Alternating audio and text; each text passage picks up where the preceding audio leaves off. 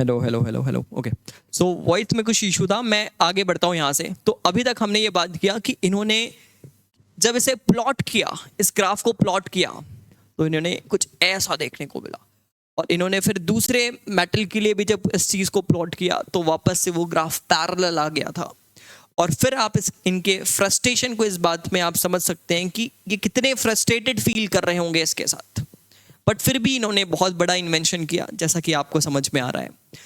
और साथ में फिर मैंने आपको बताया कि 1921 पे एल्बर्ट आइंस्टाइन को इस चीज के लिए, for this photo electric effect कि वो एक्सप्लेन करने के लिए 1921 पे उन्हें नोबेल प्राइज के साथ अवॉर्डेड किया गया।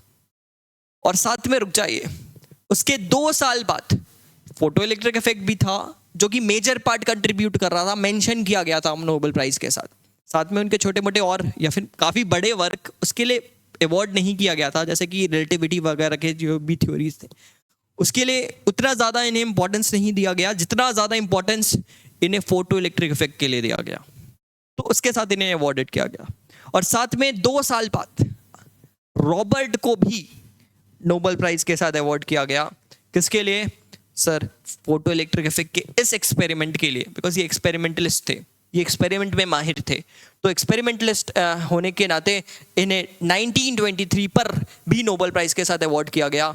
और उसके अंदर उसके लिए जो कॉज बताया गया कि क्यों किया जा रहा है, तो वो फोटो इलेक्ट्रिक इफेक्ट और मिल्टन ड्रॉप एक्सपेरिमेंट था। जो कि मिल्टन ड्रॉप एक्सपेरिमेंट में इन्होंने इलेक्ट्रॉन के चार्ज के बारे में बताया था कि एक इलेक्ट्रॉन के पास कितना चार्ज होता है। समझ सकते हैं कितनी इंपॉर्टेंट चीज़। अगेन चार्ज ही नहीं पता होता तो फिर कैसे कहानी आगे बढ़ती। तो आई थिंक आपको ये बात समझ में आ रही होगी कि कितना कुछ कॉम्प्लिकेटेड होता है जो कि आपको यहाँ पर 4 लाइन के अंदर पढ़ने को मिल जाता है। मैं इस सारी थ्योरी को, सारी चीज़ों को एक्चुअल में यहाँ पर बहुत कुछ हमने सीखने को मिल गया जो कि हम थ्योरी पर इंक्लूड किए।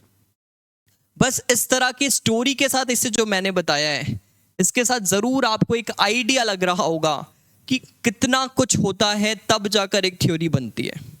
तो आप इसको एज अ 4 मार्क क्वेश्चन की तरह ना देखें। मैं सिर्फ ये बताना चाहता हूँ कि आप इसको 4 नंबर के सवाल जो कि काफ़ी आसान सवाल होते हैं उस तरह से, उस नज़रिए से ना देखें। मैं सिर्फ ये बोलना चाहता हूँ कि इसका सवाल तो आसान होता है यार, फोटो इलेक्ट्रिक इफेक्ट का सवाल तो आसान होता है, इस नज़रिए से ना देखें। बहुत बड़ा इन्वेंशन है, बहुत बड़ा इन्वेंशन है, बहुत बड़ी चीज़ को यहाँ पर एक्सप्लेन कर दिया गया और बाद में उसे शो भी कर दिया गया। तो ये बहुत बड़ी चीज़ थी। और आपको मैं छोटा सा एक इनका फ्रस्ट्रेशन दिखाना चाहूँगा, छोटा सा इनका फ्रस्ट्रेशन दिखाना चाहूँगा। तो वो फ्रस्ट्रेशन भी आप देख सकते हैं। वो उस वक्त के आर्टिकल्स का ही ये कटिंग है और उसका उस पे हाईलाइट करके दिखाया गया है कि आप देख सकते हैं कि इन्होंने क्या बोला था। कि हाँ, इनका कहना था कि बिल्कुल सही है, एल्बर्ट आइंस्टाइन ने जो फोटो इलेक्ट्रिक इफेक्ट के बारे में वैल्यूज पुट किए हैं, जो वैल्यूज बताए हैं वो सब तो ठीक है, थ्योरी जो बट उन्होंने दी है कि आप लाइट को एज अ पार्टिकल मान लो, वो अभी भी स्टैब्लिश नहीं हुआ। इनका कहना ये था कि हाँ, मान लिया मैंने कि उनका जो रिजल्ट था वो स्टैब्लिश हो चुका है, बट इन्होंने जो उसके पीछे का लॉजिक और थ्योरी दिया है वो अभी भी स्टैब्लिश नहीं हुआ है। और उस वक्त से लेकर 1916 से लेकर आज हम 2024 पर आ चुके हैं। और आप समझ सकते हैं अभी तक उसके अलावा और कोई भी थ्योरी नहीं बनी जो इस चीज़ को एक्सप्लेन कर दे। एंड आई डोंट थिंक कि आगे भी कभी बनने वाली है। तो आप इस चीज़ को, कितना इंपॉर्टेंट था ये सारी चीज़ें, ये आप अच्छी तरह से समझ रहे होंगे। एंड आई थिंक कि मैंने आपको बहुत अच्छी तरह से समझाया भी होगा। तो ये इनके पेपर्स के कुछ कटिंग है जो कि आप एक बार रीड कर सकते हैं, ये आपके लिए छोड़ा जा रहा है। हाईलाइट जहाँ पर किया गया है उस लाइन को आप रीड कर सकते हैं। इन्होंने देखिए रैकलेस हाइपोथेसिस इलेक्ट्रोमैग्नेटिक लाइट, हाँ, कॉरस्पोंडेंस एनर्जी एचम्यू, उन्होंने जो एचम्यू के बारे में बोला था उसको रैकलेस वगैरह बताया जा रहा है, इन्होंने कहा था। ये सब इनका ही है, आर के मिल्टन का ही ये आर्टिकल्स है। तो आई होप आपको यहाँ तक चीज़ें समझ में आई होंगी। अब चलिए अपन थोड़े से थ्योरी वाले पार्ट पे आते हैं और जो भी कैलकुलेशन वाले, जो भी फॉर्मूले वाले पार्ट हैं उसको जल्दी से कवर करते हैं। वैसे हमने बहुत सारी चीज़ें सीख ली है, तो ये जो भी पार्ट है वो बहुत जल्दी कंप्लीट हो जाएगा। चलिए आगे बढ़ते हैं। तो सबसे पहले अब आ जाते हैं थ्योरी वाले पार्ट पे। तो मैं चार रिजल्ट्स के साथ फोटो इलेक्ट्रिक इफेक्ट को कंप्लीट करना चाहूंगा, जिसमें हमने 2-3 रिजल्ट तो देख ही लिए, बट फिर भी पूरा एक्सप्लेन करूंगा, ध्यान से देखिएगा। तो थ्योरी पार्ट में सबसे पहला पार्ट, तो सबसे पहली चीज है, आपको ये बात समझ में आ गई है कि फोटोन के पास जो एनर्जी होती है, वो hv होती है। अब ये मत बोलिएगा कि मैं भी मानने को तैयार नहीं हूं, आपकी बात कोई नहीं सुनेगा कि फोटोन की एनर्जी hv होती है और ये एक पार्टिकल की तरह चल रहा है। आप नहीं मानते इस चीज को, अगर आप ये क्लेम करेंगे तो आपकी बात कोई नहीं सुनेगा। आप ये बात अच्छी तरह से समझ रहे हैं, ठीक है। तो फोटोन की जो एनर्जी होती है, फोटोन क्या होता है, ये सारी चीज़ों के बारे में बात हो गई। वो hν होती है, जो कि फ्रीक्वेंसी पर डिपेंड करती है। दूसरा इंपॉर्टेंट वर्ड हमारे लिए यहाँ पर आएगा इंटेंसिटी। और इंटेंसिटी के बारे में भी अगर आप इसको एज अ पार्टिकल देखें, तो मैंने आपको कल बताया था कि number of photons falling on the surface, because हम इसे एज अ पार्टिकल देख रहे हैं। अब एम्पलीट्यूड के स्क्वायर के साथ आप मत देखो, एज अ वेव नहीं देख रहे हैं। तो अभी आप इंटेंसिटी को कैसे सोचेंगे? इंटेंसिटी को आप सोचेंगे number of photons falling per unit area, per unit time, whole multiplied with energy of one photon.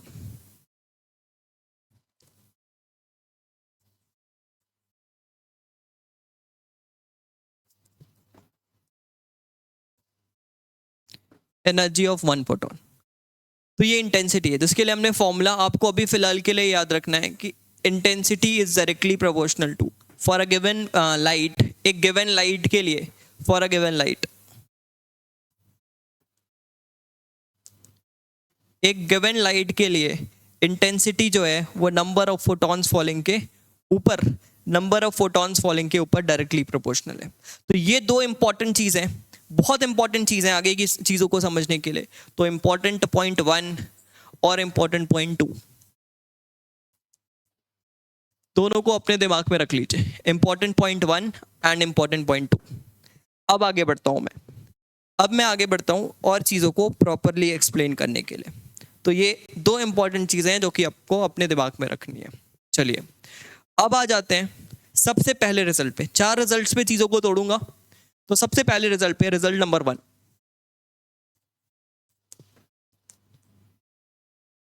Result number 1।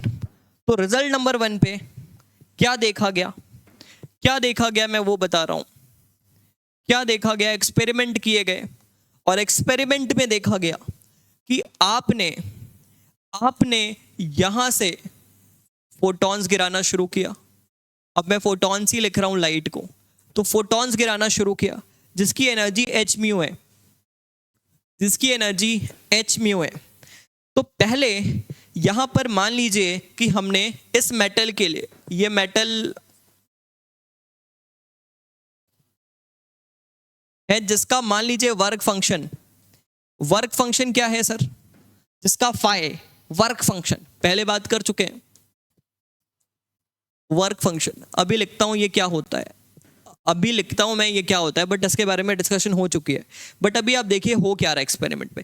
इस मेटल पे जब आपने फोटोन गिराया, मान लीजिए एक्सपेरिमेंटली मैं अगर मैं वैल्यू बताऊं कि अगर मैंने यहां पर 2 इलेक्ट्रॉन वोल्ट का, क्या देखने को मिला कि 2 इलेक्ट्रॉन वोल्ट की एनर्जी के साथ अगर एक फोटोन एनर्जी कैरी करते हुए आ रहा है, और अगर इस मटेरियल का वर्क फंक्शन 5 इलेक्ट्रॉन वोल्ट है, अगर इस मटेरियल का वर्क फंक्शन 5 इलेक्ट्रॉन वोल्ट है, वर्क फंक्शन क्या होता है sir?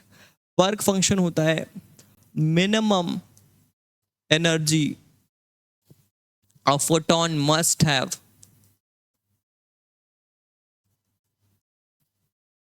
To emit electrons from a metal. और ये जो वर्क फंक्शन है ये डिपेंड किस पे करेगा? ये जो वर्क फंक्शन है ये डिपेंड किस पे करेगा? ये डिपेंड करेगा मटेरियल पे। अलग अलग मटेरियल के लिए अलग अलग वर्क फंक्शन होते हैं, अलग अलग मटेरियल के लिए अलग अलग वर्क फंक्शन होते हैं। कोई कम में मान जाता है, कोई ज़्यादा में मानता है, वही बात है। कोई कम में मान रहा है, कोई ज़्यादा में मान रहा है इलेक्ट्रॉन्स को बाहर भेजने के लिए, कोई कम में तैयार है, कोई ज़्यादा में तैयार है। तो क्या देखा गया कि हमने यहाँ पर एच म्यू फ्रीक्वेंसी से 2 इलेक्ट्रॉन वोल्ट की एनर्जी की और ये 5 इलेक्ट्रॉन वोल्ट है। अब लोगों ने क्या कहा, पहले इन्होंने क्या ऑब्जर्व किया, इन्होंने ऑब्जर्व किया जैसा कि आपको भी पता है क्या ऑब्जर्व किया होगा, नो एमिशन। इन्होंने ऑब्जर्व किया कि कोई एमिशन यहां पर देखने को नहीं मिल रहा है, कोई एमिशन यहां पर देखने को नहीं मिल रहा है। इन्होंने बोला कोई एमिशन नहीं हुआ, चलिए ठीक है। तो फिर लोगों ने कहा, जो कि वेव थ्योरी को मानते थे, यार क्या दिक्कत है, कैसे एमिशन नहीं हो रहा है, लगता है हम एनर्जी ही कम गिरा रहे हैं, लेकिन वेव थ्योरी के अकॉर्डिंग वो इसे एच म्यू की तरह नहीं देख रहे थे, वो किसकी तरह देख रहे थे इसे, वो इसे एज अ वेव देख रहे थे। इस वजह से इनके हिसाब से जो एनर्जी पर यूनिट एरिया गिर रही है वो इंटेंसिटी के ऊपर डिपेंड करती है, तो इन्होंने क्या बोला कि इसी लाइट की, ये जो लाइट है इसकी इंटेंसिटी मल्टीप्लाई कर दो। इन्होंने क्या बोला, इसकी इंटेंसिटी को मल्टीप्लाई कर दो, ये मल्टीप्लाई है, ठीक है, इंटेंसिटी मल्टीप्लाई कर दो। तो इंटेंसिटी मल्टीप्लाई करो, देखो आपका एमिशन शुरू हो जाएगा। तो फिर लोगों ने बोला जब ऐसा, तो इंटेंसिटी को बढ़ाते गए और बढ़ाते थक गए। बट फिर भी क्या देखने को मिला, again result no emission, again similar result, कोई एमिशन नहीं, अगेन सिमिलर रिजल्ट, कोई एमिशन नहीं। तो बढ़ाते गए चीजों को, but at the end result क्या देखने को मिला, कोई भी एमिशन अभी भी नहीं हुआ। फिर लोग परेशान। तो यहां से कंक्लूड क्या किया गया, पहला कंक्लूजन, 4 रिजल्ट है, उसका कंक्लूजन लिख रहा हूं। कंक्लूजन बहुत इंपॉर्टेंट होगा, दिमाग में रखते हुए चलेंगे।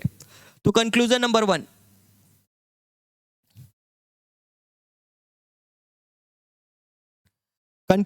1, क्या कंक्लूड किया गया कि electrons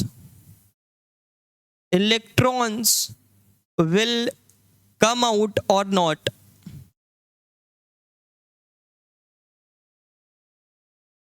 is dependent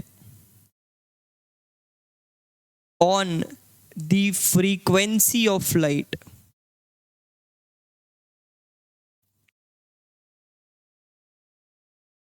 Not on the intensity of light. Intensity multiply करने का मतलब समझ रहे हो, लोगों ने बोला कि इंटेंसिटी मल्टीप्लाई करने का मतलब है कि अगर वेव थ्योरी से सोचें तो एम्पलीट्यूड बढ़ाना, बट अगर पार्टिकल थ्योरी से ही अब सोचें, बिकॉज हम पार्टिकल थ्योरी पर आ चुके हैं, वेव थ्योरी को हम गलत मान चुके हैं, तो इंटेंसिटी मल्टीप्लाई करने का मतलब है कि नंबर ऑफ फोटॉन्स फॉलिंग को बढ़ाना।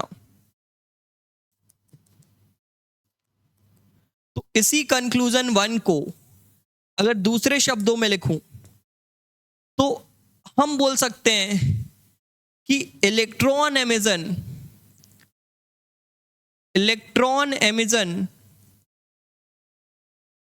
इज पॉसिबल और not, it's totally dependent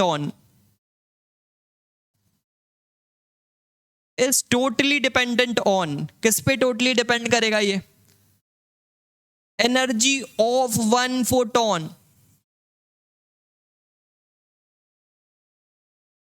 which means h mu greater than work function, not on the number of photons falling, मतलब इंटेंसिटी। तो पहला रिजल्ट आपको समझ में आया होगा, इलेक्ट्रॉन बाहर आएंगे या नहीं आएंगे ये टोटली डिपेंड करेगा आपके फ्रीक्वेंसी की वैल्यू पर, ना कि डिपेंड करेगा आपके इंटेंसिटी की वैल्यू पर।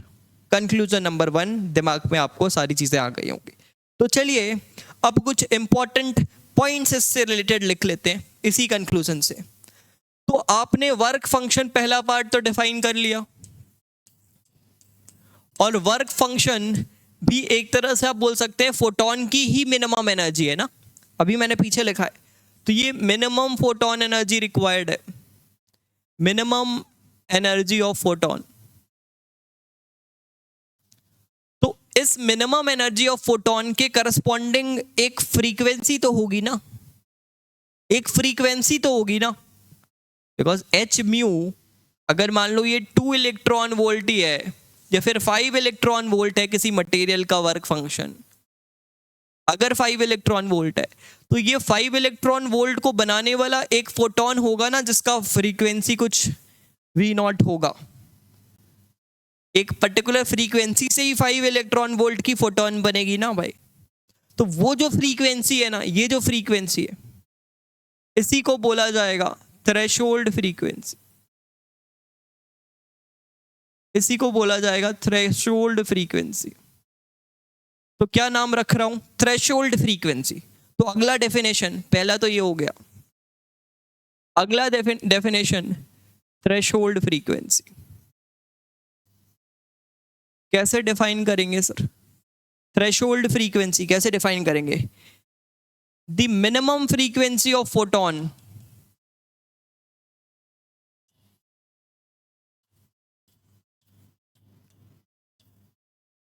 the minimum frequency of photons of a photon, of photons nahi, photon which can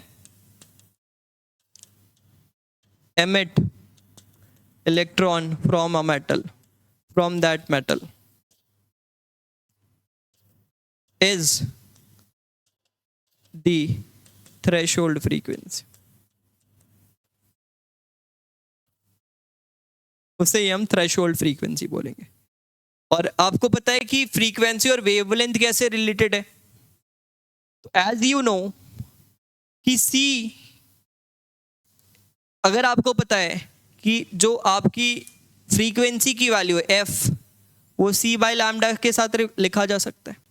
F can be written as C by lambda. तो इस वजह से एक फोटोन की एनर्जी जो है उसको एच सी बाय लैम्डा भी लिख सकते हैं, जिसको हम इलेक्ट्रॉन वोल्ट के अंदर कल लिखना सीखे थे 12400 बाय लैम्डा ईवी। ये जूल्स में, ये जूल्स में एक फोटोन की एनर्जी, ऐसा लिखना हमने पिछली क्लास में सीखा है।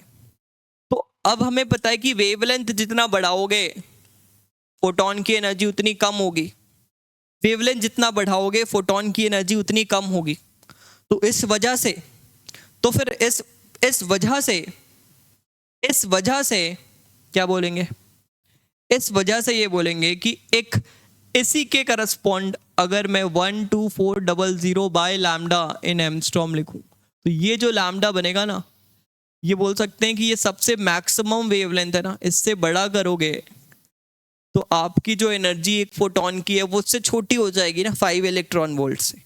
तो इस जो वेवलेंथ, मैक्सिमम वेवलेंथ है, इसी को हम बोलेंगे थ्रेशोल्ड वेवलेंथ। इसे ही नाम दिया जाएगा थ्रेशोल्ड वेवलेंथ। तो अगला क्या लिख रहा हूं, थ्रेशोल्ड वेवलेंथ। तो इसे क्या बोलेंगे? Maximum wavelength of a photon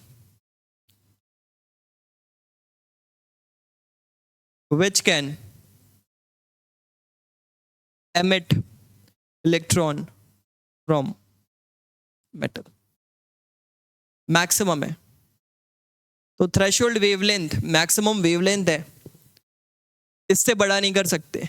और थ्रेशोल्ड फ्रीक्वेंसी मिनिमम फ्रीक्वेंसी है। तीनों डेफिनेशन क्लियर होगा, तीनों डेफिनेशन क्लियर होगा और पहला कंक्लूजन भी क्लियर होगा। पहला कंक्लूजन क्लियर है और तीनों डेफिनेशन क्लियर है। तो चलिए अब दूसरे कंक्लूजन पर आगे बढ़ते हैं, दूसरे कंक्लूजन पर आगे बढ़ते हैं और वहां भी समझते हैं कि उसके अंदर क्या हो रहा है। तो कंक्लूजन नंबर 2,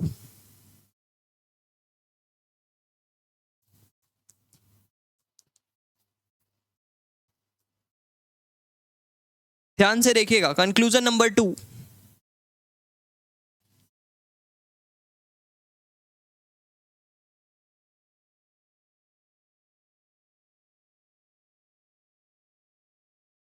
तो दूसरे कंक्लूजन पे अगर देखूं तो एक फोटोन गिर रहा है। तो अब हमने दूसरे कंक्लूजन में ये मान लिया कि if energy H mu, if H mu is greater then 5, ये मानते हुए चल रहे हैं अगर एच म्यू की वैल्यू 5 से बड़ी रख दें, अगर एच म्यू को 5 से बड़ी रख दें तो क्या होगा, सुनिएगा इस कंक्लूजन पे। तो फिर से एक्सपेरिमेंट रिपीट किया गया और क्या ऑब्जर्व किया गया आप ये देखना, क्या ऑब्जर्व किया ये आप देखना। तो पहले क्या किए, इसका वर्क फंक्शन आपका मान लो कुछ 5 या फिर 3 EV था, और पहले आपने 5 EV का यहां से एनर्जी गिराया, यहां से 5 EV का एनर्जी गिराया, मतलब हमने जो फ्रीक्वेंसी रखा था वो उसके करस्पॉन्डिंग 5 EV की एनर्जी आ रही थी, ठीक है। अब लोगों ने बोला, और क्या ऑब्जर्व हुआ इस पे ऑब्जर्व हुआ कि इलेक्ट्रॉन बाहर आ रहा था, इलेक्ट्रॉन बाहर आ रहा था। इससे ऑब्जर्व हुआ कि इलेक्ट्रॉन बाहर आ रहा था। एक मिनट रुकिएगा।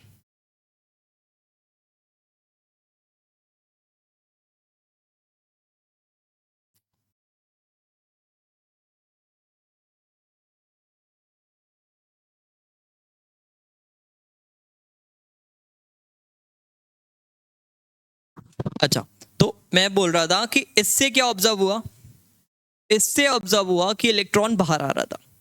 अब लोगों ने बोला, अब लोगों ने बोला कि ऐसा करो कि इस फोटोन की, एक ही फोटोन की फ्रीक्वेंसी को 10 टाइम्स मल्टीप्लाई कर दो। और उनका कहना था, और उनका सोचना था, जो कि आपको पता है कि गलत है सोचना, बिकॉज मैंने सारी स्टोरी पहले बता दी है, आप सब चीज समझ सकते हैं कि एक्चुअल में क्या गलत सोच रहे हैं।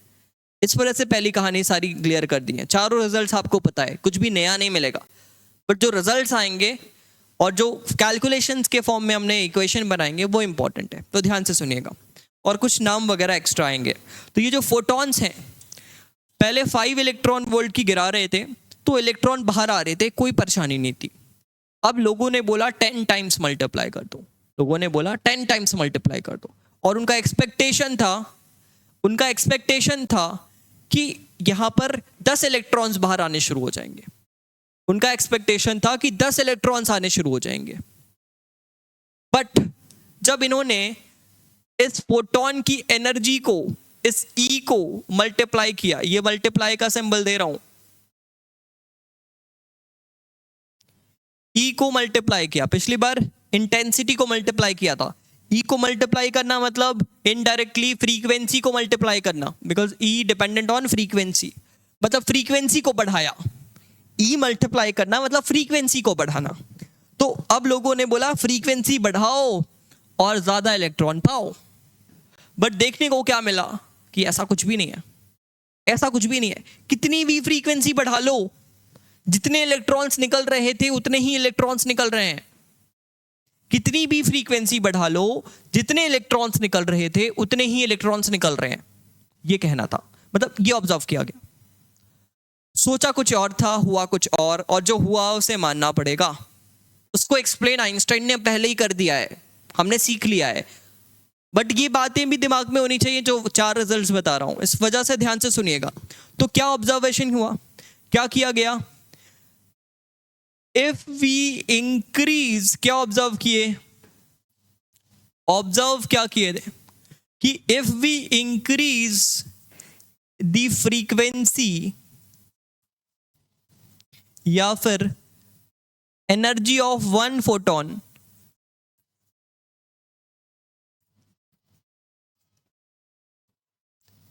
कीपिंग इंटेंसिटी कांस्टेंट, मतलब कितने फोटॉन्स गिर रहे हैं वो नहीं चेंज कर रहा हूं, एक ही फोटोन की एनर्जी बढ़ाए जा रहा हूं, ये बोलने का मतलब है। बिकॉज ई को मल्टीप्लाई कर रहे हैं, मतलब एक फोटोन की एनर्जी मल्टीप्लाई कर रहे हैं, ना कि कितने फोटॉन्स गिर रहे हैं उसको हमने कुछ किया, बिकॉज कितने फोटॉन्स गिर रहे हैं ये इंटेंसिटी पर डिपेंड करेगा। तो इंटेंसिटी को कांस्टेंट रखते हुए हमने क्या किया, फ्रीक्वेंसी को बहुत बढ़ाया। हमारा मानना था कि ज्यादा इलेक्ट्रॉन्स आ जाएंगे, बट क्या देखने को मिला, देखने को क्या मिला, देखने को मिला the number of electrons coming out does not change at all।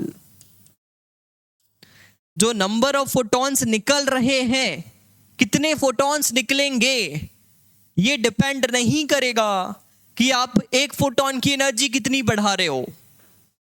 एक फोटॉन की एनर्जी कितनी भी बढ़ा दो, नंबर ऑफ इलेक्ट्रॉन्स जो बाहर आएंगे वो नहीं बढ़ने वाले हैं, ये कहना था, ये कहना था। और ये देखा गया। तो यहां से क्या कंक्लूड किया गया, यहां से क्या कंक्लूड किया गया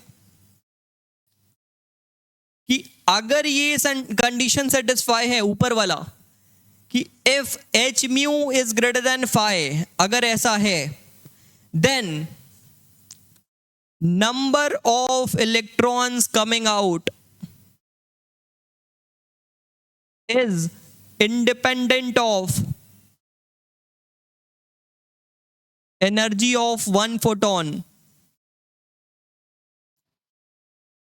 मतलब फ्रीक्वेंसी पे, and it is dependent on,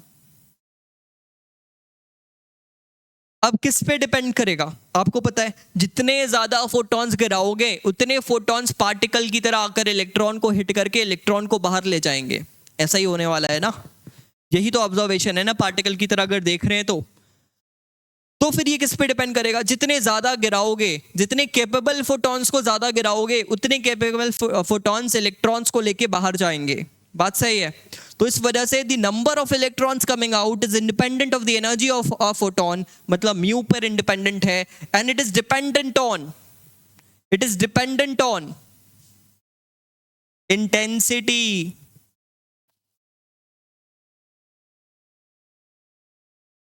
मतलब number of photons falling,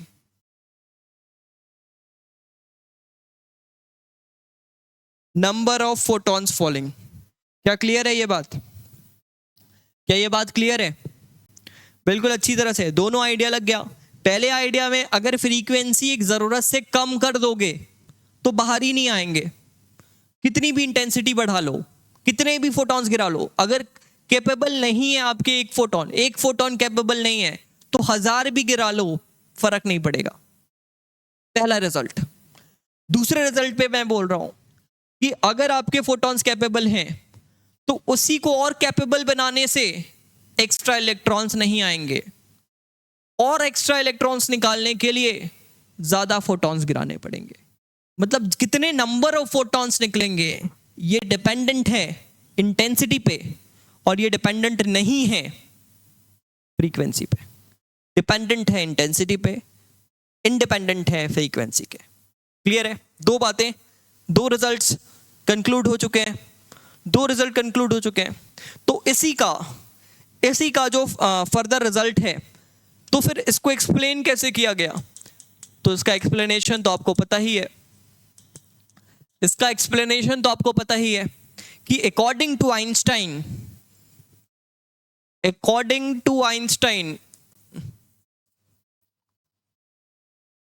respect के साथ नाम लिखेंगे, तो अकॉर्डिंग टू आइंस्टाइन क्या कहना है आइंस्टाइन का,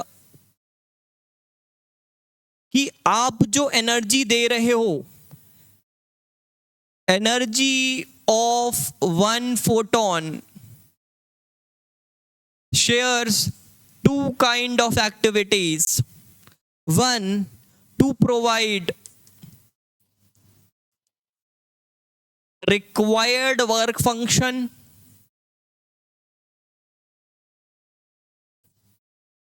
and the extra energies, remaining energy will increase its kinetic energy will increase its kinetic energy. So from here we can write the famous Einstein equation, that is the energy of a photon is equals to work function plus ke max. अच्छा sir ke max क्यों लिख रहे हो ये भी बता दो. के मैक्स वहां पर भी लिख रहे थे, मैक्स वर्ड क्यों एक्स्ट्रा ऐड कर रहे हो ये भी बता दो. तो ये भी मैं बताता हूं. के मैक्स इस वजह से लिख रहा हूं बिकॉज जो एनर्जी है ना, ये कंजर्वेशन, एनर्जी कंजर्वेशन लिखा हूं ना. अब जरूरी नहीं है कि हर इलेक्ट्रॉन इसी एनर्जी के साथ आए, बिकॉज ड्यूरिंग द एमिशन वो और कोलिजन अपने इलेक्ट्रॉन्स के बीच में अंदर बहुत सारे कोलिजन और फेस करने वाला है, जिसकी वजह से अपनी एनर्जी वो वहां पर लॉस करते हुए ही निकलेगा. तो मैक्सिमम पॉसिबल काइनेटिक एनर्जी के लिए ही के मैक्स लिख रहे हैं. That is the maximum possible kinetic energy of electron. इस वजह से के मैक्स लिख रहे हैं. तो मैक्सिमम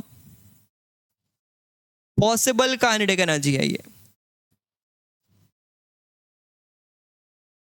ये मैक्सिमम पॉसिबल काइनेटिक एनर्जी है. क्या मेरी बात समझ रहे हैं आप? क्या मेरी बात समझ रहे हैं आप? अच्छा, तो इसी एक्सप्रेशन को ध्यान से देखिएगा. इसी एक्सप्रेशन को कैसे लिखा इन्होंने? H mu.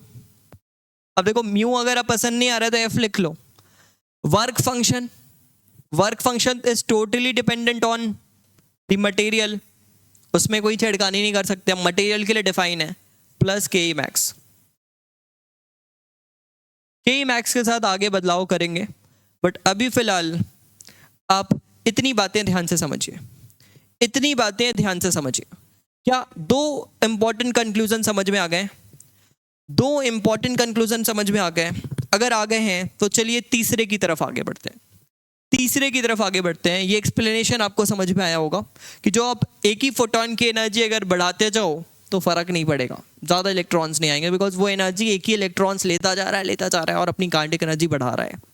ठीक है, चलिए तीसरे कंक्लूजन पर आऊंगा. कंक्लूजन 3 पर आऊंगा.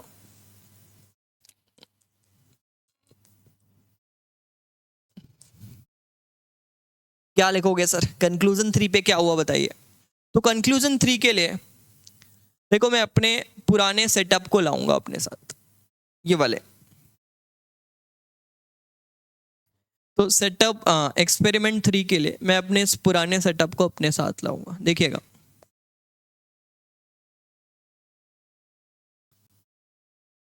तो इस पे अगर आप ध्यान से देखें तो अब मैं बैटरी लगा रहा हूं. जैसा प्लस लिखा है ना, उसको रिस्पेक्ट करते हुए प्लस ही लगाऊंगा यहाँ पे. अब देखो मैं यहाँ पर एमीटर वोल्टमीटर बनाकर नहीं दिखा रहा हूं, अभी सिर्फ आप काम की बात समझो.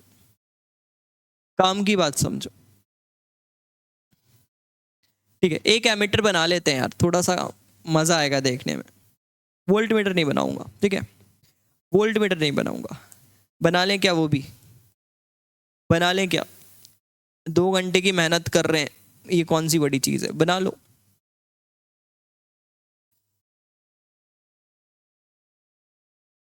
तो देखिए ये एमीटर बना लिए, ये एमीटर बन गया, ये आपका वोल्टमीटर बन गया. इसका प्लस टर्मिनल इधर, माइनस टर्मिनल इधर, एक प्लस टर्मिनल इधर, माइनस टर्मिनल इधर. अब आपको पता है यहाँ से लाइट बल्ब दिखाया है, ये बल्ब दिखाया है. बल्ब दिखाना थोड़ी मजेदार चीज नहीं है, ठीक है, बिकॉज एक ही तरह की फ्रीक्वेंसी की चीजें निकलेंगी नहीं बल्ब से, वेरिएट करेंगी वो.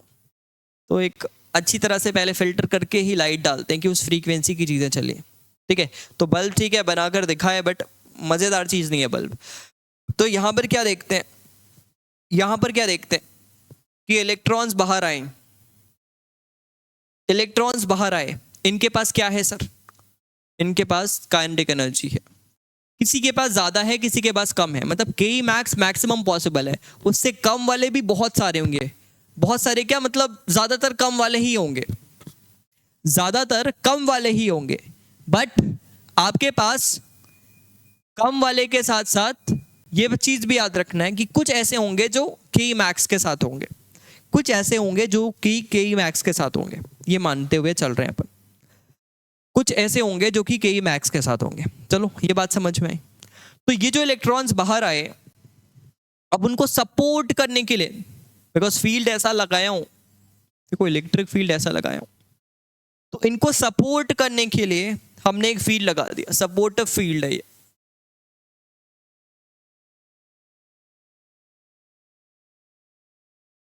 एक सपोर्टिव फील्ड लगा दिया हमने इस डायरेक्शन पे। तो ये जो सपोर्टिव फील्ड है सर, ये जो सपोर्टिव फील्ड है ये क्या करेगा, इलेक्ट्रॉन पे क्यू ई का फोर्स लगाएगा। क्यू मतलब ई का फोर्स लगाएगा, एक ई का फोर्स लगाएगा।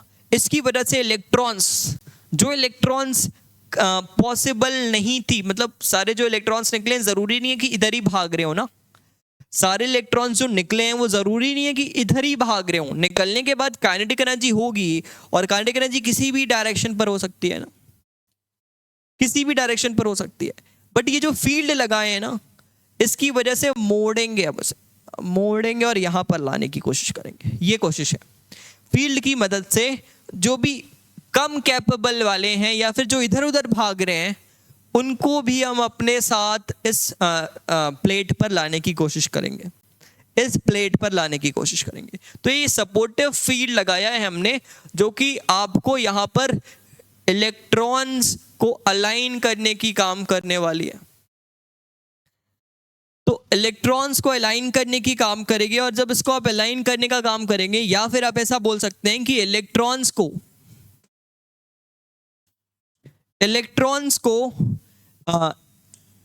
हेल्प करेंगे टू कंट्रीब्यूट, इलेक्ट्रॉन्स को हेल्प करेंगे कि वो कंट्रीब्यूट कर पाए for current. Help electron to contribute for current, ऐसा लिखता हूं।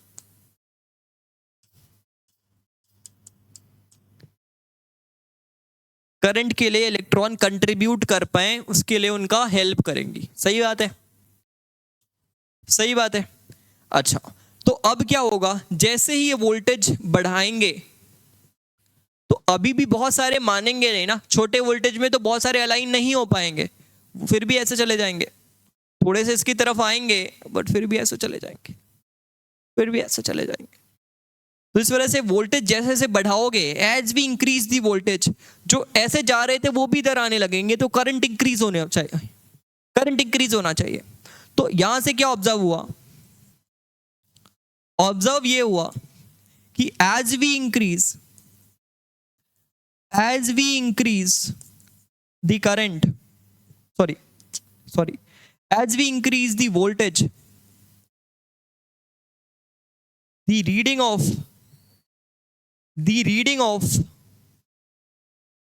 emitters, the reading of emitter starts increasing। Emitter तो करंट ही मेजर करता है शायद, मतलब करंट इंक्रीज हो रहा है, करंट इंक्रीज हो रहा है।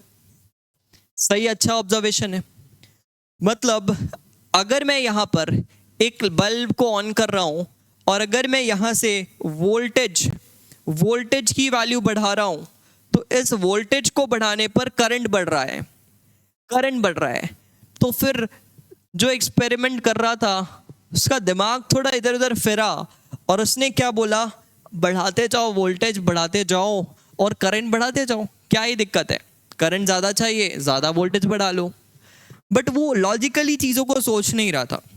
तो जब उसने वोल्टेज बढ़ाया बढ़ाया बढ़ाया, तो उसे क्या देखने को मिला, थोड़ी देर बाद उसे देखने को मिला कि यार यहां पर जो करंट है, यहां पर जो करंट है वो तो बढ़ना बंद हो गया है। अब वो परेशान हो गया कि अभी तक तो मजा आ रहा था, वोल्टेज बढ़ा रहे थे, करंट बढ़ रहा था, बट अब क्या देखने को मिल रहा है कि एक वोल्टेज के बाद एक टाइम के बाद करंट बढ़ना बंद हो गया। तो ये कौन सा मसला है, क्या परेशानी है इसमें, क्या परेशानी है? तो फिर उसने बोला ये बल्ब भी अच्छा नहीं है। तो ऑब्जर्व क्या हुआ, पहले ये लिख लेते हैं फिर बल्ब पर आते हैं। तो ऑब्जर्व क्या किया इसने कि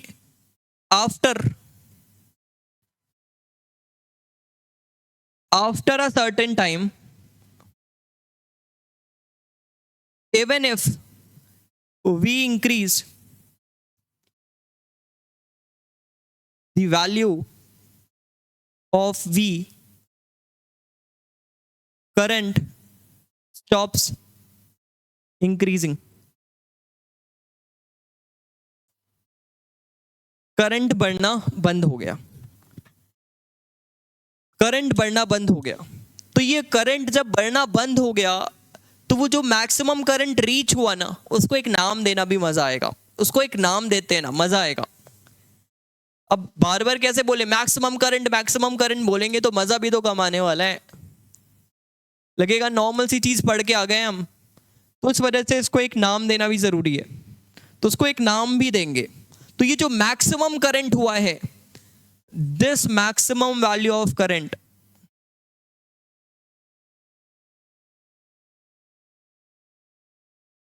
इज कॉल्ड सैचुरेशन करंट। इसी मैक्सिमम वैल्यू ऑफ करंट को सैचुरेशन करंट का नाम दिया गया। This maximum value of current is known as saturation current. क्या क्लियर है? इस मैक्सिमम वैल्यू ऑफ करंट को सैचुरेशन करंट का नाम दिया गया। क्लियर है? अब जब ये एक्सपेरिमेंट जो कर रहा था उसका मन बदला, उसने बोला मैंने तो सैचुरेट होने नहीं देना है, मैंने तो सैचुरेट होने नहीं देना है। तो उसने इस एक्सपेरिमेंटल सेटअप में थोड़ी चेंज की। ऑब्जर्वेशन 3 के अंदर ही आ रहे हैं, तो ऑब्जर्वेशन 3 के अंदर ये सारे पॉइंट्स आ रहे हैं, ये सारे पॉइंट्स आ रहे हैं। कंक्लूजन 3 है ये, और उसका एंड कंक्लूजन भी लिखूंगा मैं, एंड कंक्लूजन भी लिखूंगा, अभी देखेगा। तो अब इसने जो एक्सपेरिमेंटल था, जो एक्सपेरिमेंटलिस्ट जो था, उसका दिमाग थोड़ा इधर उधर हुआ। उसने बोला करंट सैचुरेट होने नहीं देना मुझे, करंट सैचुरेट होने नहीं देना। तो वो क्या बोला कि let's start increasing the frequency, let's start increasing the frequency of source। ज्यादा एनर्जी का गिराओ। अब उसका क्या कहना था, ज्यादा एनर्जी की फोटॉन्स गिराओ, मतलब ये बल्ब को दूसरे बल्ब से बदलो और ऐसे बल्ब को लाओ जिसकी फ्रीक्वेंसी ज्यादा है। अब उसका अगला स्टेप क्या था कि चलो अब इसकी फ्रीक्वेंसी बढ़ाना शुरू करते हैं, बिकॉज उसको क्या नहीं पसंद था, उसको पसंद नहीं था, एक्सपेरिमेंटलिस्ट जो था उसको सैचुरेशन पसंद नहीं आ रहा है। एक्सपेरिमेंटलिस्ट को सैचुरेशन पसंद नहीं आ रहा है, लो फील कर रहा है सैचुरेशन से वो। तो फिर वो क्या बोला, चलो चलो शुरू करते हैं फ्रीक्वेंसी को बढ़ाना, चलो शुरू करते हैं फ्रीक्वेंसी को बढ़ाना। अच्छा, तो क्या आपको उस एक्सपेरिमेंटलिस्ट का ये स्टेप लॉजिकल लगा? आपको लगा क्या? सोचिएगा, आपको लगा क्या? चलिए सोचते हैं, आपको लगा या ना लगा, ये आपको एक बार अपने माइंड में सोच लेना है। अब मैं बताता हूं, मुझे नहीं लगा, मुझे नहीं लगा। सर क्यों नहीं लगा आपको, बताइएगा। बिकॉज यहां पर मुझे ये समझ में आया था कि इलेक्ट्रॉन जितने थे उन सारे इलेक्ट्रॉन्स को मैंने मोड़ लिया था, तब जाकर मेरा करंट सैचुरेट हो गया था। जितने इलेक्ट्रॉन्स निकले थे उन सबको मैंने जब मोड़ लिया, सबको करंट के लिए अंदर ले आया, कंट्रीब्यूशन के अंदर ले आया, तब जाकर मेरा करंट सैचुरेट हो गया था, तब जाकर मेरा करंट सैचुरेट हो गया था। सही बात है, बिल्कुल सही बात है, ऐसा ही कुछ हुआ था। लेकिन सर अगर ऐसा है, अगर ऐसा है तो फिर करंट को बढ़ाने के लिए मुझे जो चार्ज पास कर रहे हैं पर यूनिट टाइम वो बढ़ाना है, मतलब मुझे एक्स्ट्रा चार्ज चाहिए, और एक्स्ट्रा चार्ज के लिए मुझे एक्स्ट्रा चार्ज निकालने भी पड़ेंगे, बिकॉज जिसको निकलने थे वो निकल के करंट के लिए कंट्रीब्यूट करना शुरू कर चुके हैं। तो मुझे एक्स्ट्रा चार्ज की रिक्वायरमेंट थी, मतलब मुझे एक्स्ट्रा इलेक्ट्रॉन्स को निकालना था यहां पर, ना कि मुझे एक ही फोटोन की और एनर्जी बढ़ानी थी। एक ही फोटोन की और एनर्जी नहीं बढ़ानी थी, मुझे यहां पर एक्स्ट्रा फोटॉन्स निकालना था, बिकॉज जो फोटॉन्स थे वो सब कुछ सारे हर एक फोटॉन करंट के लिए कंट्रीब्यूट करना शुरू कर चुके थे। तो मुझे एक्स्ट्रा फोटॉन्स की नीड थी। और हमने पहले ही पढ़ा है कि एक प्लेट से कितने नंबर ऑफ फोटॉन्स निकलेंगे ये फ्रीक्वेंसी पे डिपेंड ही नहीं करता, एक फोटॉन की एनर्जी पर डिपेंड ही नहीं करता। ये डिपेंड करता है कि कितने फोटॉन्स गिरा रहे हो, मतलब ये डिपेंड करता है कि इंटेंसिटी क्या है, इस पे डिपेंड करता है। सही है। तो ये मुझे लॉजिकल स्टेप नहीं लगा उसका, तो उससे फिर एक निराशा ही मिलने वाली है, उसे निराशा ही मिलेगी यहाँ पर। तो उसने बोला लेट्स स्टार्ट इंक्रीजिंग फ्रीक्वेंसी, और उसने क्या ऑब्जर्व किया, still current remains saturated. No increase in saturation current.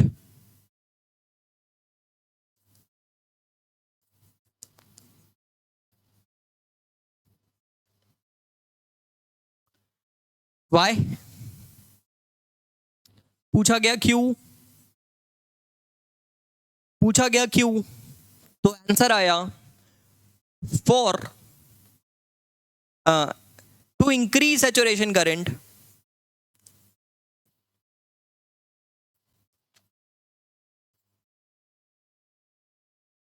Saturation current को बढ़ाने के लिए, to increase saturation current we need more number of photo electrons, photo electrons मतलब निकले हुए electrons, we need more number of photo electrons.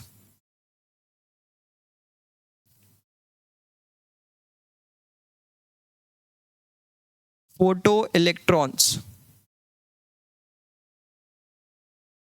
not the same number with more energy.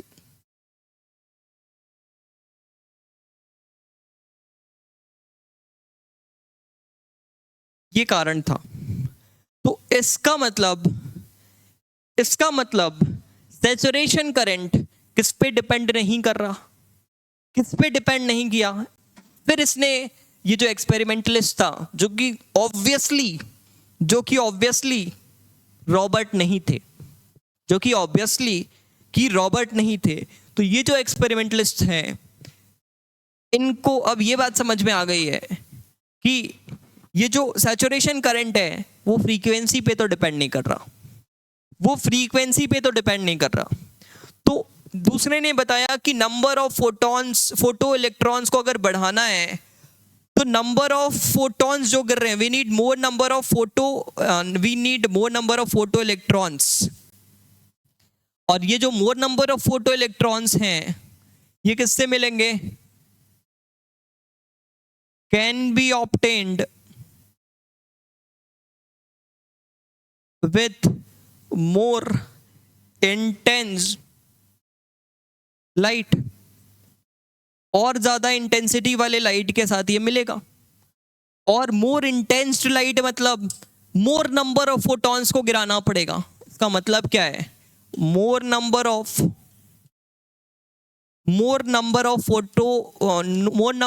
Photons should fall. और मोर number of photons को बढ़ाने का मतलब है कि इंटेंसिटी बढ़ाना का मतलब है इंटेंसिटी बढ़ाना। तो फिर इससे क्या समझ में आया, इसको लोगों ने क्या समझाया, इसे लोगों ने समझाया कि भाई सैचुरेशन करंट ज़्यादा चाहिए तो इंटेंसिटी के साथ खेलो, फ्रीक्वेंसी के साथ मत खेलो। क्या बोले लोगों ने कि अगर आपको सैचुरेशन करंट चाहिए, बड़ा चाहिए, ज़्यादा चाहिए, लेट में चाहिए, तो उसके लिए ज़्यादा इंटेंसिटी के साथ खेलो, ज़्यादा फ्रीक्वेंसी के साथ नहीं। तो conclusion 3,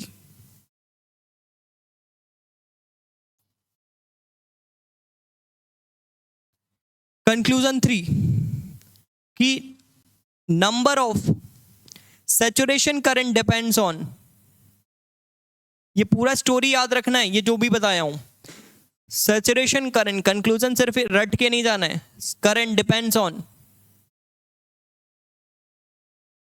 saturation current depends on intensity, not on frequency.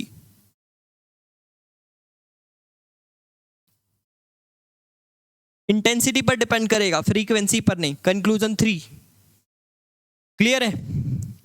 बातें क्लियर है यहाँ तक? 3 कंक्लूजन कर चुका हूं ऑलरेडी। 1 आवर उधर और 40-50 मिनट इधर। रिकॉर्डिंग काफी लंबा हो गया है बट मजा आ रहा है, तो चलो आगे इसको आज कंप्लीट करके ही जाएंगे। 1 मिनट का ब्रेक लेते हैं।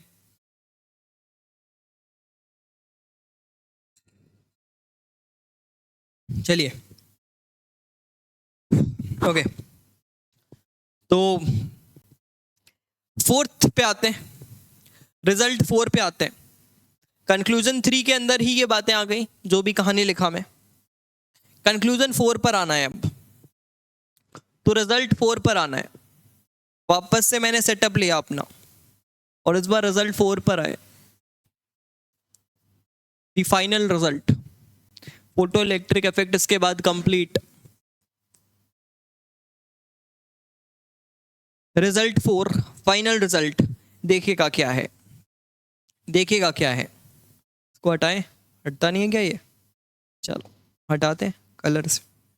देखिए इसको अपने साथ रखते हैं, voltmeter as it is रखो, और इस बार वही काम करते हैं जो कि किसने की थी?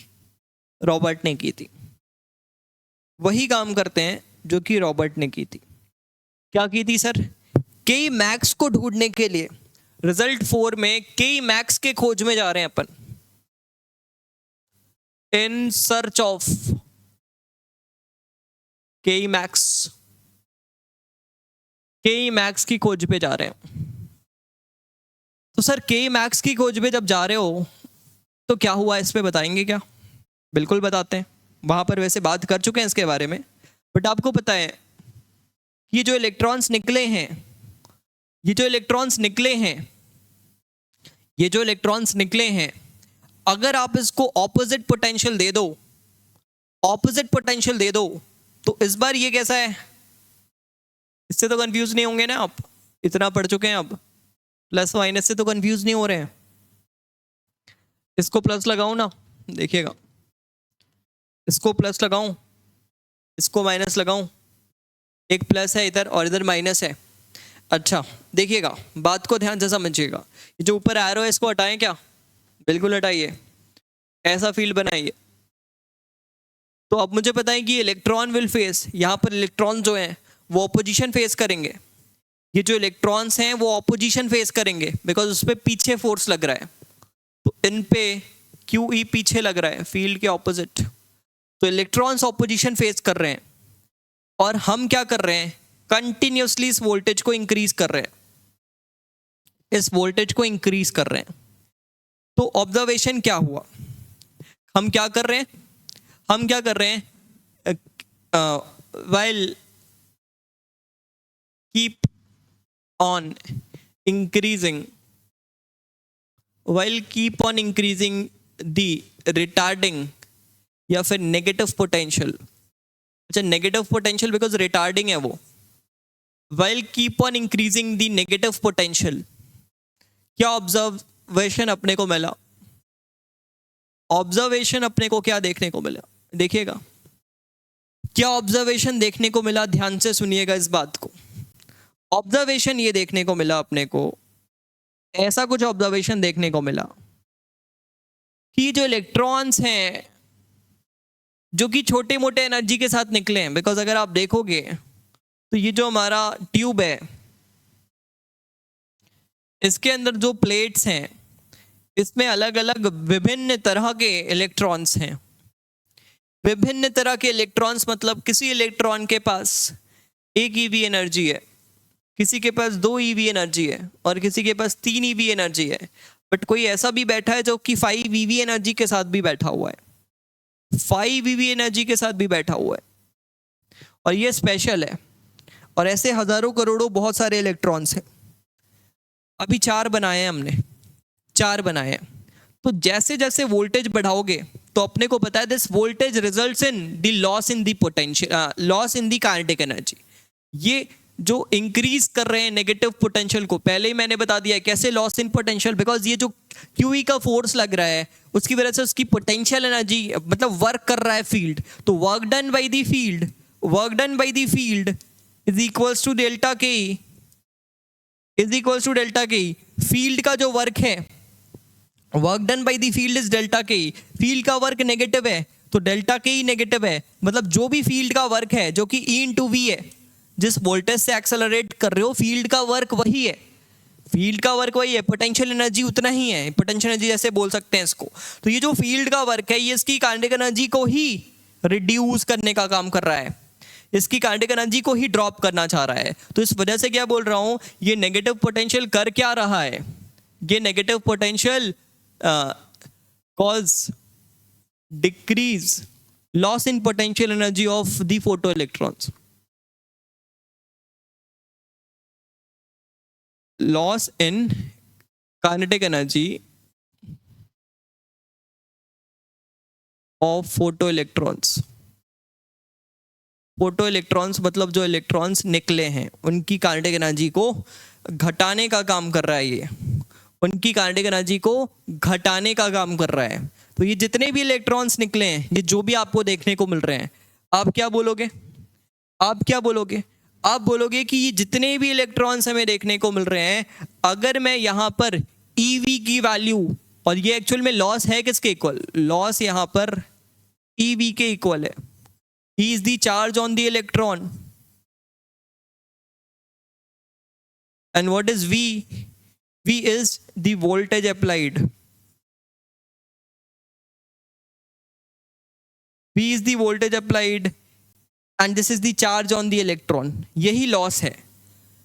तो जब आपकी V छोटी है, और इसको मैं क्या बोल सकता हूं, और इसको क्या बोल सकता हूं, और इसको बोल सकता हूं जितना voltage E into V joules, ये किसमें, E इंटू वी जूल्स में, तो अगर E इंटू वी जूल्स में है तो कितना इलेक्ट्रॉन वोल्ट है, और V इलेक्ट्रॉन वोल्ट।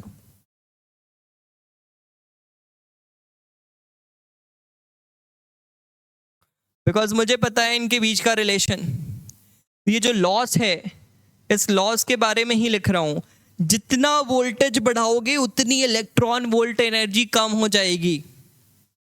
बिकॉज मैंने आपको बताया था जितने वोल्ट से एक्सेलरेट करोगे उतनी इलेक्ट्रॉन वोल्ट एनर्जी आ जाती है, पिछले लेक्चर की बात है, कभी किया था हमने ये भी। तो वही बोल रहा हूं, जितनी एनर्जी जितने वोल्ट से एक्सेलरेट करोगे उतना ही लॉस हो रहा है, बिकॉज एनर्जी ऑपोजिट में दे रहे हो अभी, उतनी ही इलेक्ट्रॉन वोल्ट एनर्जी लॉस हो रही है। तो जब आप वोल्टेज 1 वोल्ट का लगाए, जब वोल्टेज 1 वोल्ट का था तो इसका काम तमाम हो चुका है, अब ये पहुंचना करंट के लिए कंट्रीब्यूट करना बंद किया। जब वोल्टेज 2 वोल्ट का किए, जब इसी वोल्टेज को 2 वोल्ट का किए, जब रीडिंग इसकी 2 वोल्ट आई तो क्या देखे, इसका भी काम तमाम हो चुका है। फिर 3 वोल्ट किए तो ये भी जा चुका था, 3 वोल्ट पे ये भी जा चुका था। फिर 4 वोल्ट किए तो भी बहुत सारे जो बीच के और हैं वो भी जा चुके हैं, वो भी अब पहुंचना इधर बंद कर दिए। मतलब जा चुके हैं मतलब क्या, अब ये या तो इस प्लेट पे जा रहे हैं जो कि करंट के लिए कंट्रीब्यूट कभी नहीं करेंगे, या फिर बोल सकते हैं ये रुक चुके हैं, ऐसा बोल लो। तो करंट के लिए कंट्रीब्यूट नहीं कर रहे हैं, ये ओवरऑल बोलने का मतलब है। तो जैसे जैसे वोल्टेज बढ़ा रहा हूं, जैसे जैसे वोल्टेज बढ़ा रहा हूं, जैसे जैसे वोल्टेज बढ़ा रहा हूं, करंट कम हो रहा है। तो ऑब्जर्वेशन क्या है, ऑब्जर्वेशन क्या है कि जैसे जैसे वोल्टेज बढ़ा रहे हैं, while keep on increasing on the negative potential, the current starts decreasing। जो करंट है वो कम होता हुआ देखने को मिल रहा है। करंट जो है एमीटर की रीडिंग है वो लगातार ड्रॉप होती जा रही है, करंट लगातार ड्रॉप होता जा रहा है। एट लास्ट क्या ऑब्जर्व किए, एट लास्ट क्या ऑब्जर्व किए, देखिएगा एट लास्ट क्या ऑब्जर्व किए, एट लास्ट ये ऑब्जर्व किए कि जब 3 वोल्ट किया तो इसका भी काम तमाम हो चुका था, बिकॉज जो लॉस है वो जितना वोल्ट है उतना ही लॉस है। अगर सपोर्ट करते हैं तो जितना वोल्ट है उतना ही गेन इन काइनेटिक है, ये बात मैं पहले कर चुका हूं। और वो एनर्जी किसमें, इलेक्ट्रॉन वोल्ट्स में। तो अगर मैंने 3 वोल्ट्स लगाई तो 3 वोल्ट्स तक के जितने भी थे वो सब रुक गए हैं, बट ये 5 वोल्ट्स वाला अभी भी चल रहा है, तो कुछ करंट अभी भी है वो इधर पहुंच रहा है। वोल्टेज और बढ़ाए, बढ़ाते गए, धीरे धीरे बढ़ाते गए, धीरे धीरे बढ़ाते गए, देखे कि 5 वोल्ट के वक्त करंट 0 हो गया। क्या देखे, 5 वोल्ट पे at 5 eV, sorry at 5 volt, जब इसकी वोल्टेज 5 वोल्ट्स आई तो क्या देखे, करंट जीरो हो गया, करंट जीरो हो गया। तो ये जो करंट जीरो हुआ, इसके करस्पॉन्डिंग हम बोल सकते हैं कि ये 5 इलेक्ट्रॉन वोल्ट वाला जो था, यही सबसे ज्यादा काइनेटिक एनर्जी रखा था, बिकॉज इसी का काइनेटिक एनर्जी तो लॉस हुआ। तो ये जो 5 ईवी वाला था, यही सबसे ज्यादा काइनेटिक एनर्जी रखा था। इस वजह से अगर आइंस्टाइन का इक्वेशन लिखें कि H mu is equals to 5 plus K E max, तो अगर आप सारी चीजों को जूल्स में लिख रहे हो, बिकॉज ये एच म्यू लिख रहे हो मतलब सब जूल्स में है, ये भी जूल्स में, ये भी जूल्स में और ये भी जूल्स में, अगर आप सब कुछ जूल्स में लिख रहे हो, एक सेकंड, हेलो हाँ, अगर आप सब कुछ जूल्स में लिख रहे हो, अगर आप सब कुछ जूल्स में लिख रहे हो, तो ये बात सही है, तो ये बात सही है कि आपकी ये जो के ई मैक्स की वैल्यू है, ये जो के ई मैक्स की वैल्यू है, आपको क्या लिख लेनी चाहिए, E इंटू वी, बिकॉज अगर V इलेक्ट्रॉन वोल्ट एनर्जी है तो जूल्स में क्या है, E इंटू वी है। और अगर आपको इसी को लिखना है इन इलेक्ट्रॉन वोल्ट, अगर इन इलेक्ट्रॉन वोल्ट लिखना है तो क्या लिखोगे, अगर इन इलेक्ट्रॉन वोल्ट लिखना है तो क्या लिखोगे, आप सब चीज को इन इलेक्ट्रॉन वोल्ट लिखोगे तो 12400 बाय लैम्डा इन एंगस्ट्रॉम। ये लैम्डा वेव लाइट की फ्रीक्वेंसी ना होते हुए वेवलेंथ के फॉर्म पे लिख रहा हूँ, ये इलेक्ट्रॉन वोल्ट पे आई, ये आपका ई की वैल्यू हुई, वर्क फंक्शन पता होगा मेटल का है वो, प्लस के ई मैक्स, तो यहाँ पर वी नॉट, लेकिन ये वी नॉट भी क्या है, वोल्टेज की वैल्यू नहीं है, ये भी किसमें है, इलेक्ट्रॉन वोल्ट में। वी नॉट कौन सा वोल्टेज है जिसमें रुक गया है, तो यहाँ पर वी नॉट 5 वोल्ट्स है, यहाँ पर वी नॉट 5 वोल्ट्स है। तो ये आइंस्टाइन का इक्वेशन है जो कि हमने इस फॉर्म पर लिखने की कोशिश की है, इस तरह से लिखने की कोशिश की है। आई होप आप इसको समझ रहे हैं, हर एक बात जो भी मैंने इसके अंदर कही है, हर एक चीज आपको बहुत प्रॉपरली समझ में आ रही है, क्या क्लियर है, यहां तक जो भी बातें कर रहा हूं हर एक चीज क्लियर है, ठीक है। अगर यहां तक की हर एक बातें क्लियर हैं, अगर यहां की हर एक बातें क्लियर हैं, तो अब एक नाम देना बचा है, वो नाम मैं आपको देता हूं कंक्लूजन 4 पे। कंक्लूजन 4 पे एक नाम देने की कोशिश करता हूं, वो नाम है जिस वोल्टेज पे, जिस नेगेटिव वोल्टेज पे करंट जीरो हो जाता है, उस नेगेटिव वोल्टेज को हम स्टॉपिंग पोटेंशियल बोलते हैं, उसे हम स्टॉपिंग पोटेंशियल बोलते हैं। तो कंक्लूजन 4,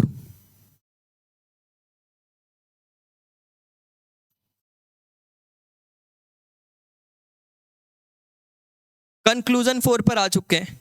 तो पहले तो स्टॉपिंग पोटेंशियल डिफाइन कर लो। तो ये जो वोल्टेज है, this voltage is stopping potential. तो कैसे डिफाइन करूंगा स्टॉपिंग पोटेंशियल को, दी negative potential at which the negative potential at which photocurrent becomes zero। जिस नेगेटिव पोटेंशियल पे फोटो करंट जीरो हो जाए, उसे आप क्या नाम देते हो, उसे आप नाम देते हो स्टॉपिंग पोटेंशियल का, वो नेगेटिव पोटेंशियल जो बाहर से लगा रहे हो। क्लियर है, ये स्टॉपिंग पोटेंशियल है। अब मुझे बताओ, फिर से जो एक्सपेरिमेंटर है, जो एक्सपेरिमेंटलिस्ट है, उसका मन हुआ कि स्टॉपिंग पोटेंशियल और लेट में आए, तो उसने आइडिया दिया इंटेंसिटी बढ़ाओ, इंटेंसिटी बढ़ाओ। सोचा उसने, क्या सही सोचा या नहीं, आप बताओ। उसने बोला इंटेंसिटी बढ़ाओ, इंटेंसिटी बढ़ाओ, क्या सही बोला या नहीं उसने। इंटेंसिटी बढ़ाओगे, इंटेंसिटी बढ़ाओगे तो होगा क्या, ज्यादा इलेक्ट्रॉन्स ही तो निकालोगे, लेकिन उसका एनर्जी 1 से 5 के बीच में ही तो होगा, उसका एनर्जी 1 से 5 के बीच में ही तो होगा। इंटेंसिटी बढ़ाओगे तो ज्यादा फोटॉन्स निकलेंगे, लेकिन जो फोटॉन्स निकले हैं उनकी के ई मैक्स, बिकॉज फ्रीक्वेंसी नहीं बदल रहा हूं, एट अ कांस्टेंट फ्रीक्वेंसी अगर इंटेंसिटी बढ़ाऊं तो जितने ज्यादा फोटॉन्स निकलेंगे लेकिन सबकी एनर्जी 1 to 5 के बीच में ही होगी, 0 to 5 के बीच में। तो अगर 0 to 5 की बीच में ही उनकी एनर्जी है तो वो तो इसी वोल्ट पे रुक गए होंगे। 1 वोल्ट में एक को रोकने की थोड़ी ना ताकत है। जितने जितने सब रुक जाएंगे, जितने 1 वोल्ट वाले हैं, जितने 2 वोल्ट्स वाले हैं, जितने 3 वोल्ट्स वाले हैं। तो आप क्या बोल सकते हो, इंटेंसिटी कितना भी बढ़ा दो, स्टॉपिंग पोटेंशियल चेंज नहीं होगा, स्टॉपिंग पोटेंशियल चेंज नहीं होगा। लेकिन 1 फोटॉन की एनर्जी अगर और दे दो तो वर्क फंक्शन तो उतना ही है। अगर 1 फोटॉन की एनर्जी और दिए तो के मैक्स बढ़ गई। तो अब ये जो 5 वोल्ट वाले थे अब होंगे 1 से 7 वोल्ट, 0 से 7 वोल्ट के बीच में भी आपको रेंज हो गई आपकी। 0 से 7 इलेक्ट्रॉन वोल्ट के बीच में आपको अब फोटॉन्स मतलब इलेक्ट्रॉन्स देखने को मिल रहे हैं। तो अब आपको 7 वोल्ट तक चीजों को ले जाना पड़ेगा, 7 वोल्ट तक ले जाना पड़ेगा। तो इसका मतलब क्या है, तो इससे क्या कंक्लूड कर सकते हैं, इससे यही बात कंक्लूड करेंगे कि जो स्टॉपिंग पोटेंशियल है वो किस पे डिपेंड करेगा, वो आपका फ्रीक्वेंसी पर डिपेंड करेगा, ना कि इंटेंसिटी पर डिपेंड करेगा। क्या क्लियर है ये बात? क्या क्लियर है? हो जानी चाहिए। बहुत अच्छी तरह से सब समझाने की कोशिश किया हूं। तो यहां पर लास्ट वर्ड लिखूंगा मैं, स्टॉपिंग पोटेंशियल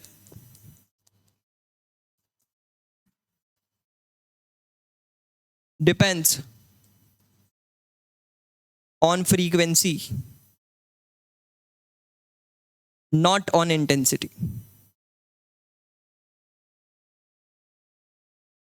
स्टॉपिंग पोटेंशियल जो है वो फ्रीक्वेंसी पर डिपेंड करेगा और इंटेंसिटी पर डिपेंड नहीं करेगा।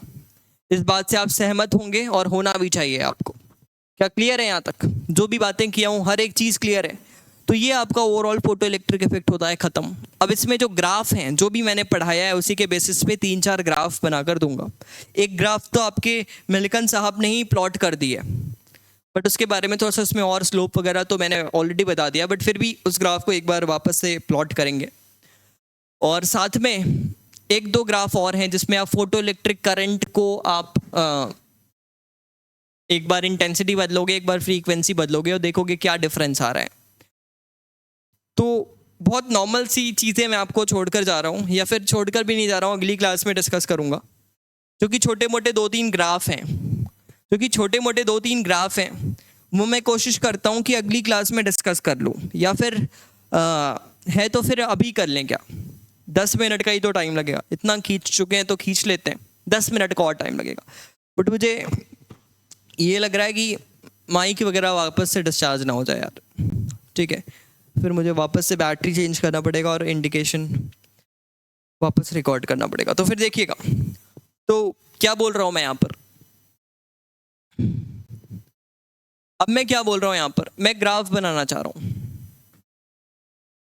आपसे। मैं बोल रहा हूँ कि आप फोटो इलेक्ट्रिक करंट 3 प्लॉट करना है।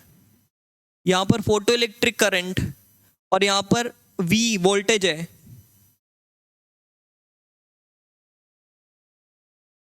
वोल्टेज कौन सा? जो बैटरी से बाहर से लगाए हैं, जो बाहर से लगाए हैं, ये वोल्टेज का नेगेटिव साइड है। मतलब स्टॉपिंग वाला साइड इधर है, पॉजिटिव वाला साइड इधर है। हमने पॉजिटिव भी लगाना सीखा है, नेगेटिव भी लगाना सीखा है, तो दोनों वोल्टेज लगा रहा हूँ। एक पॉजिटिव पोटेंशियल मतलब सपोर्टिव, ये पॉजिटिव साइड है। सपोर्टिव साइड ये बोल सकते हैं डिसेलरेट करने के लिए जो आया था वो है।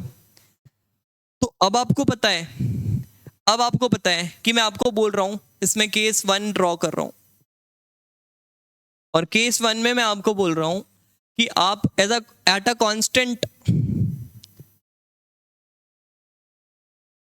कांस्टेंट फ्रीक्वेंसी, अगर आपने 3 डिफरेंट इंटेंसिटी पर लाइट डाला, जिसमें I1 is greater then I2 is greater then I3 है, 3 डिफरेंट इंटेंसिटी, सेम फ्रीक्वेंसी के 3 डिफरेंट इंटेंसिटी, 3 डिफरेंट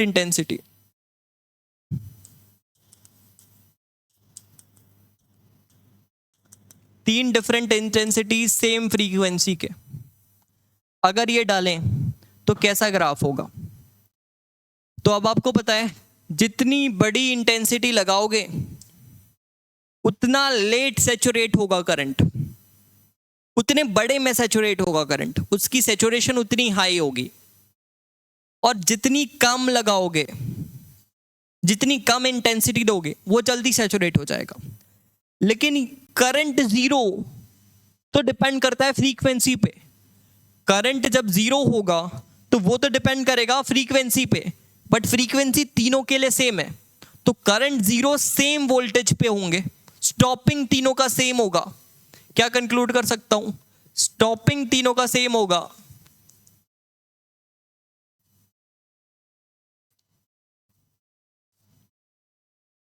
क्या डिफरेंट होगा sir? Saturation will be different. चल रहा है ना? Saturation will be different.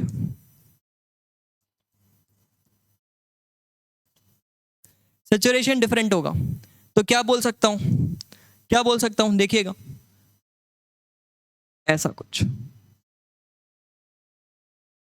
देखिए कुछ फॉरेन ऑथर के बुक्स में ये सैचुरेशन यहाँ पर सेम दिया जाता है, बट फिर भी अपन एनसीईआरटी और जो नॉर्मल टेक्स्ट बुक है उसके हिसाब से बना रहे हैं, जो एग्जाम में हमें देखना है। I1 कौन सा होगा सर? ये I1 होगा, ये I2 होगा, ये I3 होगा। देख लीजिए, स्टॉपिंग तीनों का सेम आया है, स्टॉपिंग तीनों के लिए सेम आया है। एक मिनट रुकेंगे।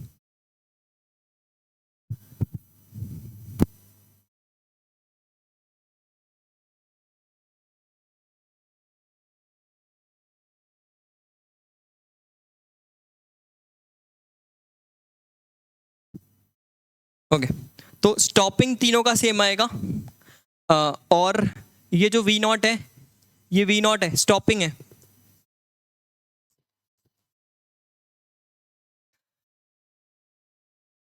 और ये सैचुरेशन है, ये सैचुरेशन है।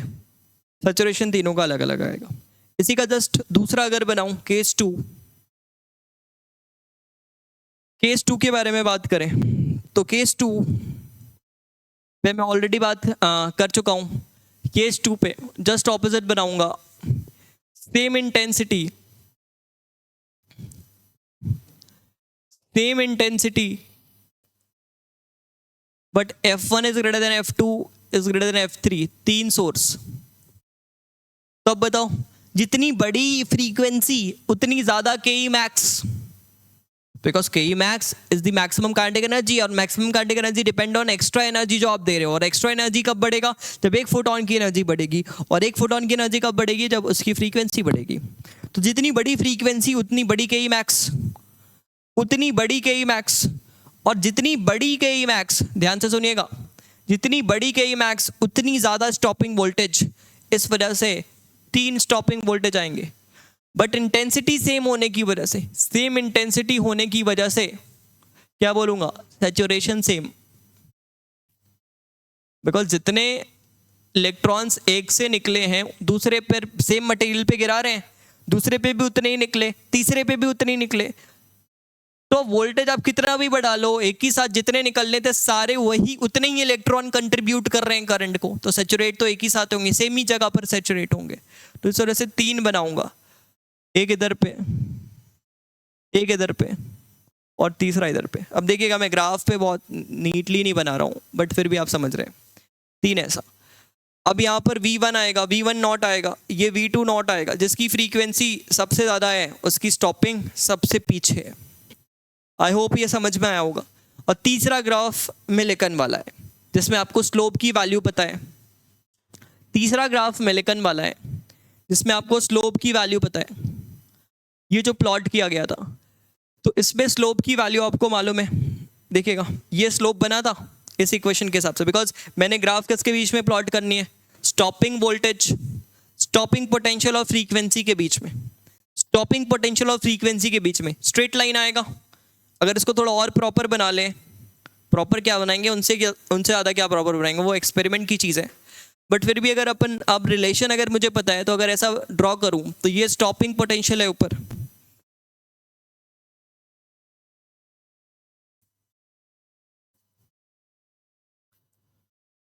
और साथ में यहाँ पर फ्रीक्वेंसी है। तो अब आपको पता है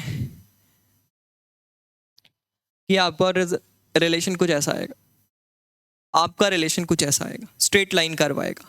और इसका जो स्लोप है ये पता ही है आपको, स्लोप h बाई ई आएगा, स्लोप h बाई ई आएगा। और ये जहां पर कट किया है, ये जहां पर कट किया है वो क्या होने वाला है, वो कौन सी फ्रीक्वेंसी है, ये थ्रेशोल्ड है, ये थ्रेशोल्ड है। क्यों? बिकॉज इसके इधर यहां पर जीरो स्टॉपिंग पोटेंशियल है, मतलब आप बोल सकते हैं कि यहां पर आपकी इलेक्ट्रॉन बाहर ही नहीं आई है, जस्ट बाहर आई है जीरो एनर्जी के साथ। तो जीरो एनर्जी के साथ बाहर आई है मतलब के मैक्स जीरो है, मतलब आपने जीरो इस जगह पर जो फ्रीक्वेंसी होगी वो आप बोल सकते हैं इस फ्रीक्वेंसी पे जस्ट जीरो एनर्जी के साथ बाहर आई है, मतलब स्टॉपिंग पोटेंशियल जैसा ही, सॉरी ये थ्रेशोल्ड फ्रीक्वेंसी जैसा ही कुछ है। तो ये ग्राफ भी आपको समझ में आया होगा। अब इसके बेसिस पे जो क्वेश्चन वगैरह है वो अगली क्लास में कराऊंगा, बिकॉज ऑलरेडी बहुत रिकॉर्डिंग हो गया है, कंटिन्यूसली अराउंड 2.5 आवर की रिकॉर्डिंग हो गई है एक गो पे, एक गो पर, मतलब बोल सकते हैं कि 2 मिनट का भी ब्रेक आपके सामने ही है, जो भी है सब कुछ रिकॉर्डेड में ही है, कहीं पे भी कोई कट नहीं है, कुछ नहीं है। तो इस वजह से आपको ये बात समझ में आ रहा है कि काफ़ी लंबी रिकॉर्डिंग हो गई है, बट इंटरेस्टिंग बातें थी तो सारी चीज़ें एक बार में हो गई है। तो फोटो इलेक्ट्रिक इफेक्ट यहाँ पर कंप्लीट है आज के इस वीडियो पे। कुछ क्वेश्चंस करूँगा, करवाऊँगा मैं आपको अगली वीडियो पर, इन दी नेक्स्ट वीडियो कुछ क्वेश्चंस करेंगे, बेसिक क्वेश्चन ही होंगे, बट मैंने आपको बहुत बार कहा है कि इस मॉडर्न फिजिक्स को, और आप जिस लेवल की मॉडर्न फिजिक्स पढ़ रहे हो उसको आप बोल सकते हैं कि क्वेश्चन के नज़रिए से मत जज करना, एक काफ़ी बड़ा ब्रांच है और काफ़ी सक्सेसफुल ब्रांच है, बहुत सारी नई नई चीज़ों को हमें इसने बताया है, तो हम उसको बिल्कुल सम्मान देंगे, बहुत ज़्यादा रिस्पेक्टफुली देखने वाले हैं हर एक चीज़ को। तो इन चैप्टर्स को आप एज अ मार्किंग स्कीम की तरह देखने पे, या फिर आप बोल सकते हैं कि इसके टफनेस के लेवल पे जज नहीं करेंगे। टफ अगर पढ़ना है तो फिर आइए, टफ भी पढ़ाया जाएगा आपको, बहुत कुछ है इसमें पढ़ने को, ठीक है। तो इस वजह से यहाँ पर ही आज कंप्लीट करते हैं इस लेक्चर को। अगले लेक्चर पे मिलेंगे जिसमें हम क्वेश्चंस के बारे में बात करेंगे और अपनी थ्योरी को थोड़ा और आगे बढ़ाएंगे। आई होप आपको ये लेक्चर्स मज़े आए हैं, और अगर मज़ा आया है तो डीएम के थ्रू बताइए आपने एंजॉय किया या नहीं इन लेक्चर्स को। ज़रूर ऑब्वियसली किया होगा, बट अगर किया है, मुझे पता है कि आप सब ने किया है, बट फिर भी मुझे अब एक बार डीएम के थ्रू बताइए, और थोड़ा सा अपन कम्युनिकेशन बनाते हैं कि कैसा चल रहा है, सारी चीज़ें कितना एंजॉय कर रहे हैं, क्या चीज़ें समझ में आ रही हैं, क्या चीज़ में परेशानी आ रही है। अगर ये कम्युनिकेशन रहेगा तो अपन और अच्छी तरह से चीज़ों को सिंक्रोनाइज़ कर पाएंगे। तो ठीक है, आज के इस लेक्चर को फिर मैं यहाँ पर ही कंप्लीट करता हूँ, अगले लेक्चर में मिलेंगे। Thank you very much.